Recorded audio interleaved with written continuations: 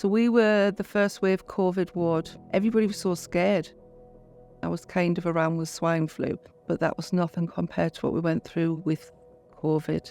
When you're a ward manager, you are literally like the mama bear, and you have to look after your crew so they can look after their patients. It was incredibly traumatic.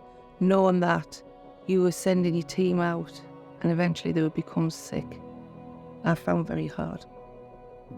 Jeremy Cundall's our medical director. At the time, he was working with some colleagues that had used TRIM and were aware of the benefits of it.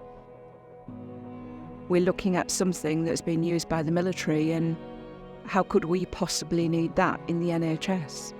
But we did.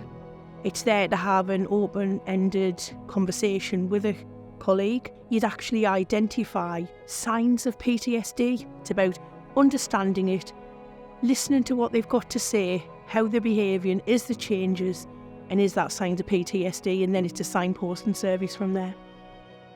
Every time I looked at one of the team, it really hit me up, which is why I reached out to TRIM. It was absolutely fantastic for me, and I just felt that I'd unloaded everything. You know, at a time when the trust itself was having to buy so many different things just to be able to cope on a day-to-day basis.